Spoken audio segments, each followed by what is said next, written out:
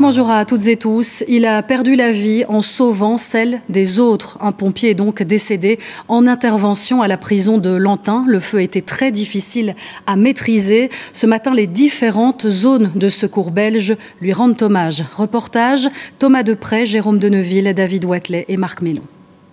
Maxime a fêté ses 40 ans le mois dernier. Hier, en intervention à la prison de Lantin, il a perdu la vie. Ce matin, à la caserne des sapeurs-pompiers de Liège, le personnel doit continuer ses interventions. Les pompiers sont groggy. Pour le moment, c'est un autre peloton qui travaille. On peut dire qu'hier, tous les pelotons sont mélangés de manière à pouvoir venir prêter main forte aux collègues qui étaient choqués et qui étaient intervenus sur le site. Aujourd'hui, c'est une autre équipe qui prend le relais, mais clairement, l'émotion est toujours très, très vive. Maxime était particulièrement apprécié par ses collègues et amis. On pense à lui, on pense à sa famille, on se dit, oui, on a perdu un collègue cher, une personne proche. Les interventions en milieu carcéral sont particulières. À cause des épaisses fumées, les pompiers ont été désorientés et ils se sont retrouvés coincés derrière une grille.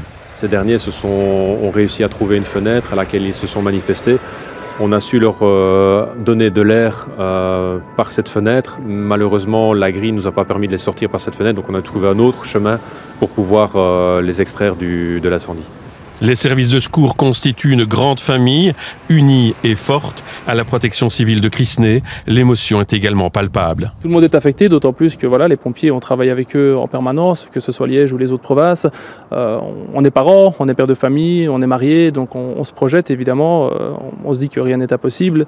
Tout ce qu'on peut faire, c'est adresser nos plus sincères condoléances aux familles et souhaiter un prompt rétablissement aux pompiers qui ont été blessés dans l'incendie. 3 pompiers sont toujours hospitalisés, dont cet adjudant qui se bat contre la mort au service des soins intensifs au CHU de Liège. Le colonel Stéphane Bouquet a effectué de multiples missions avec lui. J'ai eu personnellement Marc comme chauffeur pendant des années sur un peloton. C'est un pompier issu de la base qui a progressé les différents échelons. Il est aujourd'hui adjudant sur un poste, gradé, pompier jovial, toujours positif. Et donc, je lui souhaite mon meilleur rétablissement. Cet après-midi, l'état-major de la zone de secours de Liège apportera un éclairage sur ces faits dramatiques après avoir reçu la visite du ministre de l'Intérieur, Bernard Quintin.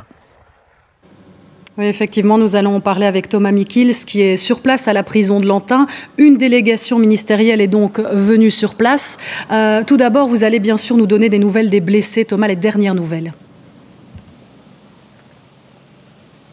Oui, on l'a entendu, ils étaient 3 à avoir été transportés hier soir à l'hôpital. Les premiers retours sont plutôt rassurants. Je vous propose d'ailleurs d'écouter à ce sujet Christine Servaz, la bourgmestre de Juprel. Elle nous en parle. Disons que les nouvelles étaient bonnes pour au moins 2 des pompiers blessés. Un est sorti de l'hôpital, l'autre, ses jours ne sont plus en danger. Pour le 3e, hélas, il faut encore du temps pour pouvoir se prononcer.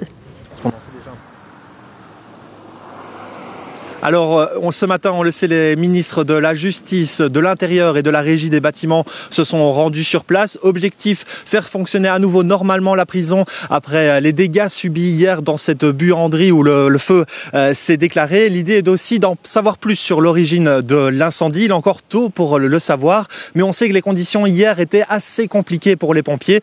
Bernard Quintin nous en parle, c'est le ministre de l'Intérieur. Il semblerait qu'il y ait une porte qui n'aurait pas fonctionné comme elle le devait, mais l'enquête est en cours et je pense qu'il faut laisser l'enquête se poursuivre pour qu'on voit toutes les circonstances.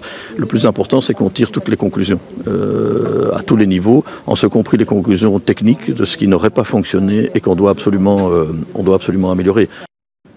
Interview de Thomas Mikils. Merci d'avoir fait le point donc après cet incendie à la prison de Lantin.